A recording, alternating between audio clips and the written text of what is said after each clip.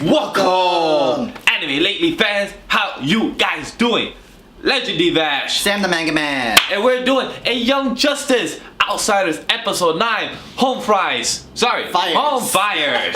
That was on purpose, but hey, come on, we gotta make some cooking because that's what the meta-human parents did. They had a whole hangout, play date, a whole...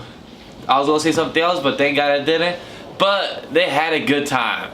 And other than that, guys, like the video. Comment down below. Let us know what you thought about all these light, League of Shadows, Shiva, the parents, the straight up Orm. Nah, I was gonna say. Not Ocean Master. Comic book Easter eggs. Thank you. That's just that word. Comic book Easter eggs with all these parents in there. And the most important thing, subscribe, because if you don't know that, you won't know when we post our videos. And also press that bell notification as well, because we always keep forgetting to say that. But press that bell notification as well. It's very helpful to know when we post our videos. And on that, very important, follow our Twitter, because that's where we give our update when we post our videos, and like page as well on Facebook. With all that promo out of the way, let's get to a review. Okay, first we see Lobo, and we know how powerful Lobo is. You know how he can always regenerate his skin. No. First we see the light conversating to get the target. Okay, yeah. And then they say, "Oh, will your accessory get the job done?" Yes. That's when the Lobo transition comes out. I'm like, "Oh, should we get a Lobo here?" Yeah. I was like, "Damn, Lobo's gonna put some hell on it, because the light has some kind of plan going on, and no one seems to know what's a good idea. But Vandal Savage seems to be protecting Earth, so. But also the light wants to get confirmation with what's going on. That's what he wants to do. And then we go through it. We see Granny. If everybody picked it up right away after they nicknamed Granny, Darkseid's assistant, you know. I did. I figured it out right away. Apparently, she was the one that came up with the whole VR goggles and shit, and like, okay, yep, I see now where this is going now. I did at first. I see where this is going now. And if you've seen Reign of Superman, you can figure out what the goggles might do, because I feel like with those goggles, at first I thought it was just a normal goggles, but then when I saw Granny at that, and when Sam told me it was Granny, I like, oh shit, those goggles are not meant for good, not meant for products. No. Just like about the Reach water, those weren't for good. These goggles definitely not for good. You can't trust any shit about here with the light or the whatever alien shit technology. My guess is either the same thing like Reign of Superman, or it's to help detect the other kids of metahuman powers. So it's definitely gotta be something like that kind of connection. That'd be cool though. And then we also have the startup of each family member coming inside the household. So let's just talk straight about the household real quick. Alright, so that household, we have the Tornado Twins. Yep, Iris is home, and then we see Bart picking up, oh, sorry dad, you're not going anywhere. Like, can you stop calling his dad? Spoiler. And then he calls her grandma. Don't call me grandma either. And then we have... We see Mira, the Aquaman's wife, and his son Arthur. Yeah. Which, so Aquaman did die. The real Aquaman died. But Mira still comes in with his son Arthur, and stuff like that. It's hard to tell if Arthur did that, because in the comics, he does that when Aqualad takes over or when the other guy takes over. But we don't have the confirmation yet. That's true. We haven't seen a tombstone or nothing or a statue showing that Arthur is actually dead. So until we see that, I want to make sure. But it's presumable that Arthur's dead. And then we had more family coming in. I don't recognize them actually. No, the dark skinned girl. She's a girl with a shield. Really? She's... Oh. Oh wait, well, the pregnant one, no, but the one that opened the door. Oh. The pregnant one, I don't know. He had a kid in the hand, so... Maybe that's her kid, with the other guy from the Static Universe. Okay. I forgot was her husband name or her boyfriend. Probably by now they're married, because it's been 2 years. Who knows? But that was pretty interesting. But the most interesting one, Jonathan Kent. My G. In, like, yo, shit, we see, like, Jonathan Kent. I'm mad. I'm mad that in episode 6. Last week episode, where that cliffhanger, Damian Wayne and freaking Jason Todd cliffhanger. How the hell we didn't notice that if Damian Wayne is out there getting born, Jonathan Kent should be the next one. Should have realized it. Because if you guys read the comic books... The Superboys, Yeah, the Superboys. Yeah, the Superboys. Yeah. And so Damian Wayne and Jonathan Kent, Superboy, the next Superboy, pretty much teams up and do other stuff from the comic books. And that comic was cut too early, because that comic book was really entertaining.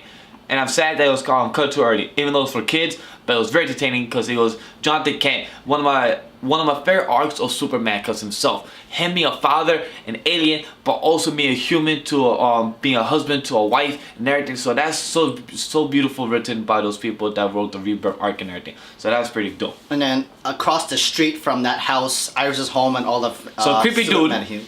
We thought it was Lobo. I just Lobo or Lobo's assistant, because sometimes he has people that hires him to be his assistant to find out, and then he just comes in. But it was Ocean Master. And apparently he was in prison for 6 years in Atlantis, and he wants revenge against Justice League, I guess. And at this point, he was about to do the light nuclear option. And we're like, whoa. But I like that option, because if you guys have read the or watched the Injustice, and that's when Superman gets berserk and gets evil because he loses Lois Lane to the Joker and Lex Luthor. And it's understandable why they call it the nuclear option, because that's pushing your heroes to the point where they don't know what to do. I love that code name. I also like what Shiva said too. If you're prepared to do the nuclear option, you must know that you have to prepare for the other side's nuclear option as well. Meaning the heroes might actually will kill every single one of you without mercy and that stuff. And I love that code name, because it's very true. When you push your heroes to the point, you don't know what they'll do. They'll kill you, kill your grandma, kill your uncle. You kill the younger generation. You know they're gonna come back for blood. They want blood. And I like that option. I love that code name. Like, the code name is beautiful. Yes, it really worked. And then we see Lady Shiva doing her thing. She comes out. Damn. She comes out, and I'm like, hey, her design looks familiar. Sam was just there watching because he watched it already. He's like, yo, do you know that? I'm like, I don't know. But then the way she cuts him in, I'm like, that has to be Lady Shiva. Like, yeah, Lady Shiva. Like, holy shit, they're doing Lady Shiva. They're doing Jonathan Kent. They're doing Damian Wayne. They're doing the whole fucking crazy shit. Yo, not only did she cut off his head, no blood. Yeah, Sam said that. No, Sam said no blood. I'm like, wait, Sam, not even no blood, my dude. There's no mess. There's even no mess on the whole household. The transition next scene, the whole house was gone. The computer, the whole telescope, the whole sound shit was gone. I'm like, my dude, lady, she was just wet. You know what? There's no survivors here. No evidence. No evidence. Nothing. And apparently she either is working for a League of Shadows or maybe leading. No. Lady Shiva's in charge because the girl from Markovia, not the girl, the queen, Queen Bee, something her name is. Queen Bee. She called her, I'm happy you're the one that took in charge of the shadows. We presume that she's the one that's in charge of the new League of Shadows that took over from Ra's al Ghul. And they all wanted confirmation. The reason they hire Lobo was not to kill the bug, was just to get confirmation of who's the new alpha team of Dick Grayson.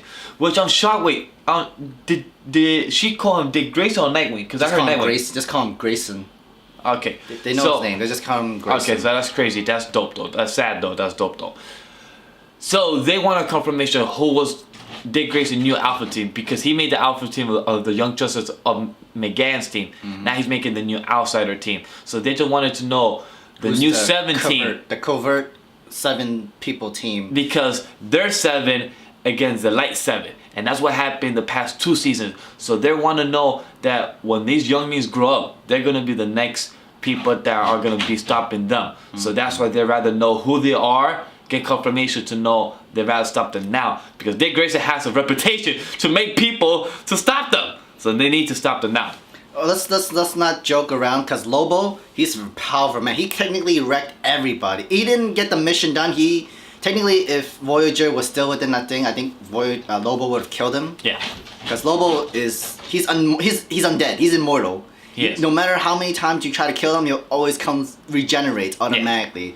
Yeah. That's why he's the best option to be inside a Suicide Squad, because he technically would not be suicide. He will technically come back to life all the time. Basically, yeah. And then that bike-to-bike fight. Yeah. That was insane. That back-to-back fight was dope. I didn't expect that. Like, can I just see them running around shooting lasers at this shit? Like, that'd be so cute. But Superboy, the Kryptonian, he threw subs at him. Like, another Kryptonian trying to think that they could defeat me. I was like, damn, so that means Superman didn't defeat you last time? Because no, Superman not always wins when he fights Lobo. He always gets his ass whipped. But also something that we didn't talk about this episode is a lot about metahumans. And also because there's a metahuman youth center hosted by the Justice League and Star Labs. And they're opening that for the metahumans that has been kidnap refugees and everything. So that's pretty dope that they're opening that. But such a basic name, youth center. Like, can you like, give it more? I guess more jazz on it, cause like that's such a kitty type of government name. Yeah, I guess that's true.